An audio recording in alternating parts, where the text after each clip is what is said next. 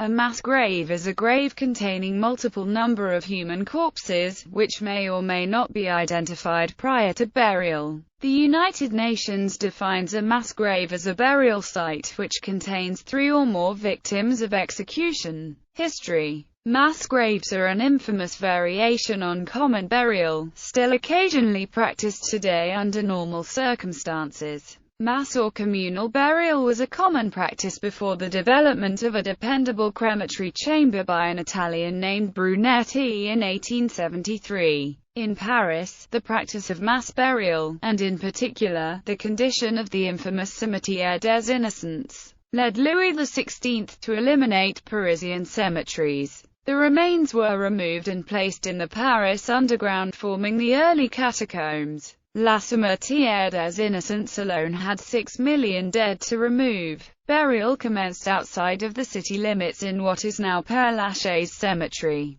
Mass graves are usually created after a large number of people die or are killed, and there is a desire to bury the corpses quickly for sanitation concerns. In disasters, mass graves are used for infection and disease control. The debate surrounding mass graves amongst epidemiologists includes whether or not, in a natural disaster, to leave corpses for individual traditional burials, or to bury corpses in mass graves. For example, if an epidemic occurs during winter, flies are less likely to infest corpses, reducing the risk of outbreaks of dysentery, diarrhea, diphtheria, or tetanus, so the use of mass graves is less important. Recent research indicates that the health risks from dead bodies in mass casualty events may be relatively limited and that mass graves might contribute further to the spread of infectious disease. Although mass graves can be used during major conflicts, they are more usually seen after events such as a major famine, epidemic, or natural disaster. In such cases, there is a breakdown of the social infrastructure that would enable proper identification and disposal of individual bodies.